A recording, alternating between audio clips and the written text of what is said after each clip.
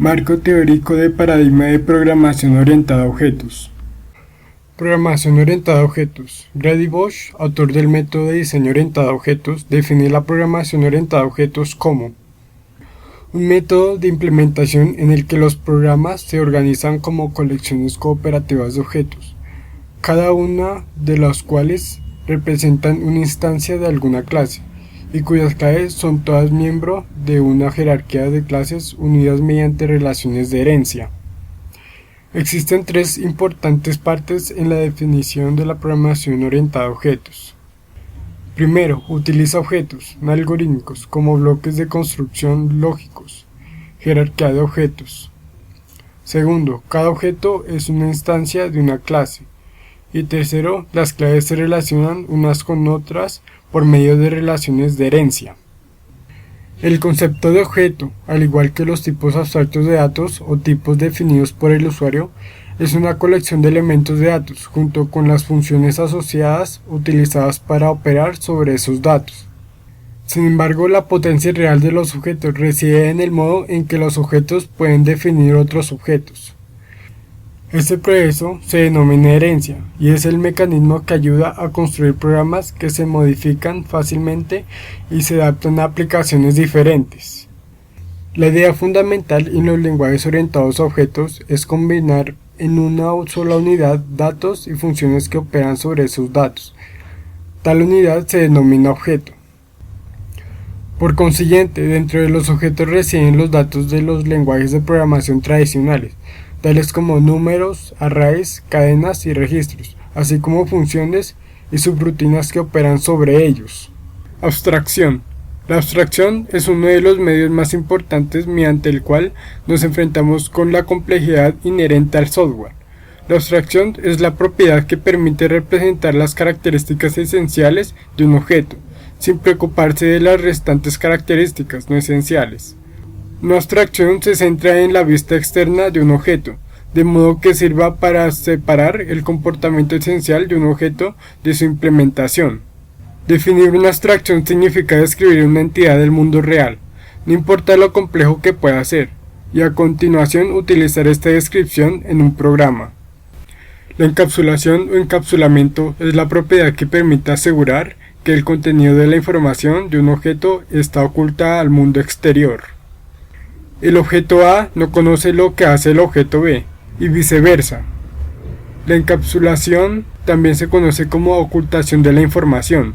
En esencia, es el proceso de ocultar todos los secretos de un objeto que no contribuyen a sus características esenciales. La encapsulación permite la división de un programa en módulos. Estos módulos se implementan mediante clases, de forma que una clase representa la encapsulación de una abstracción. En la práctica, esto significa que cada clase debe tener dos partes, una interfaz y una implementación.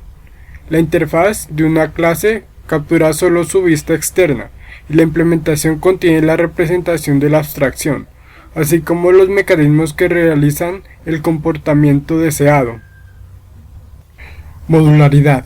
La programación modular trata de descomponer un programa en un pequeño número de abstracciones coherentes que pertenecen al dominio del problema y cuya complejidad interna es susceptible de ser enmascarada por la descripción de una interfaz. Si las abstracciones que se desean representar pueden en ciertos casos corresponder a una única acción abstracta y se implementan en general con la noción de objeto abstracto o tipo abstracto, caracterizado en toda instancia por un estado actual definido por un cierto número de atributos, un conjunto de acciones posibles. En consecuencia, la modularidad es la posibilidad de subdividir una aplicación en piezas más pequeñas, denominadas módulos, cada una de las cuales debe ser tan independiente como sea posible, considerando la aplicación como un todo, así como de las otras piezas de las cuales es una parte. En esencia, la abstracción se implementa en módulos, conocidos en la terminología de Bosch como objetos, que agrupan en una sola entidad, un conjunto de datos, un conjunto de operaciones que actúan sobre los datos. La estructura de un módulo. Un módulo se caracteriza fundamentalmente por su interfaz y por su implementación. Parnas define el módulo como un conjunto de acciones denominadas funciones o submódulos que corresponden a una abstracción coherente, que comparten un conjunto de datos comunes implantadas estáticamente llamadas atributos, eventualmente asociadas a definiciones lógicas de tipos. Las acciones o funciones de un módulo que son susceptibles de ser llamadas desde el exterior se denominan primitivas o puntos de entrada del módulo. Los tipos lógicos eventualmente definidos en la interfaz permiten representar los parámetros de estas primitivas. Reglas de modularización. En primer lugar, un método de diseño debe ayudar al programador a resolver un problema, dividiendo el problema en subproblemas más pequeños, que se pueden resolver inmediatamente unos de otros. También debe ser fácil conectar los diferentes módulos a los restantes, dentro del programa que se esté escribiendo. Cada módulo tiene su significado específico propio y debe asegurarse que cualquier cambio en su implementación no afecta a su exterior, o al menos lo mínimo. De igual modo, asegurar que los errores posibles, condiciones de límites o frontera, comportamientos erráticos, no se propaguen más allá del módulo, o como máximo a los módulos que estén directamente en contacto con el afectado. Para obtener módulos con las características anteriores deben seguirse las siguientes reglas. Unidades modulares. El lenguaje debe proporcionar estructuras modulares con las cuales se pueden describir las diferentes unidades. De este modo, el lenguaje y el compilador puede reconocer un módulo y debe ser capaz de manipular y gobernar su uso. En estas construcciones modulares pueden, como en el caso de los lenguajes orientados a objetos, mostrar características que facilitan la estructura del programa. En otras palabras, nos referimos a las unidades modulares lingüísticas, que en el caso de C++ se conocen como clases. En la interfaz de un módulo es la parte del módulo, datos, procedimientos, etc., que es visible fuera del módulo. Es conveniente que existan pocos enlaces entre los diferentes módulos que se descompone un programa. Los interfaces deben ser también pequeñas, esto es, su tamaño debe ser pequeño con respecto al tamaño de los módulos implicados. De este modo, los módulos están acoplados débilmente. Se enlazarán por un número pequeño de llamadas. Interfaces explícitas. Las interfaces o parte visible externamente de un módulo se debe declarar y describir explícitamente.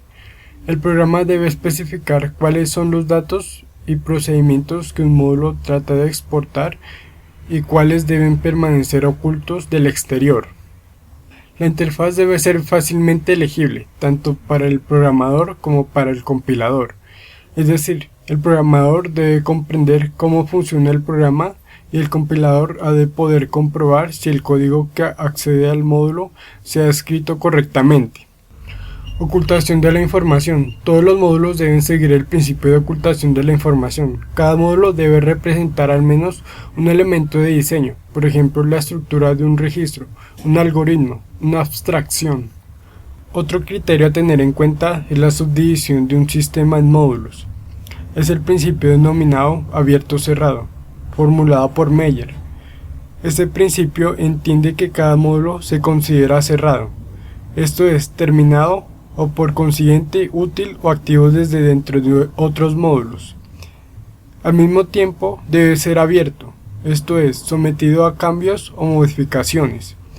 El principio abierto-cerrado debe producirse sin tener que reescribir todos los módulos que ya utilizan el módulo que se está modificando.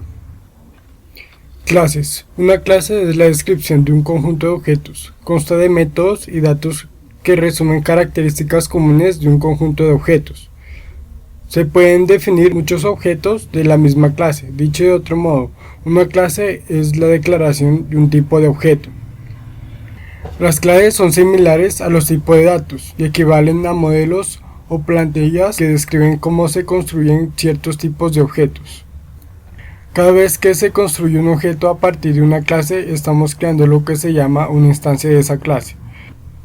Una clase es una caja negra o módulo en la que está permitido conocer lo que hace la clase. pero no cómo lo hace. Una clase será un módulo o un tipo. Como módulo, la clase encapsula los recursos que ofrece a otras clases. Como tipo, describe un conjunto de objetos o instancias que existen en tiempo de ejecución. Los objetos ocupan espacio en memoria y en consecuencia existen en el tiempo y deberían crearse o instanciarse, probablemente a partir de otros objetos. Por la misma razón, se debe liberar el espacio en memoria ocupado por los objetos. Dos operaciones comunes típicas en cualquier clase son: constructor, una operación que crea un objeto y o inicializa su estado. Destructor, una operación que libera el estado de un objeto y o destruye el propio objeto. La herencia es una característica por la que es posible definir una clase, no de un borrador, sino en términos de otra clase. Una clase hereda sus características, datos y funciones de otra clase. Esas características proporcionan claramente un soporte poderoso para reutilización y extensibilidad, dado que la definición de nuevos objetos se pueden basar en clases existentes. Como ejemplo, considera la jerarquía de herencia mostrada en la figura. Las clases de objeto mamífero, pájaro e insecto se definen como subclases de animal. La clase de objeto persona como una subclase de mamífero y un hombre o una mujer son subclases de persona. La herencia es un mecanismo potente para tratar con la evolución natural de un sistema y con modificación incremental. Existen dos tipos diferentes de herencia, simple y múltiple. Herencia simple, herencia jerárquica. En esta jerarquía, cada clase tiene como máximo una sola superclase. La herencia simple permite que una clase herede las propiedades de su superclase en una cadena jerárquica. Herencia múltiple, herencia en malla. Una malla o retícula consta de clases, cada una de las cuales puede tener uno o más superclases inmediatas. Una herencia múltiple es aquí en la que cada clase puede heredar métodos y variables de cualquier número de superclase. En la figura, la clase C tiene dos superclases, A y D. Por consiguiente, la clase C hereda las propiedades de la clase A y D. Evidentemente, esta acción puede producir un conflicto de nombres, donde la clase C hereda las mismas propiedades de A y D. Polimorfismo es la propiedad que indica, literalmente, la posibilidad de que una entidad tome muchas formas. En términos prácticos, el polimorfismo permite referirse a objetos de clases diferentes mediante el mismo elemento de programa y realizar la misma operación de diferentes formas, según sea el objeto que se referencia en ese momento. Por ejemplo, cuando se describe la clase mamíferos, se puede observar que la operación comer es una operación fundamental en la vida de los mamíferos, de modo que cada tipo de mamífero debe poder realizar la operación o función comer. Por otra parte, una vaca o una cabra que pastan en un campo y un león que devora a otro animal. Son diferentes formas que utilizan los distintos mamíferos para realizar la misma función.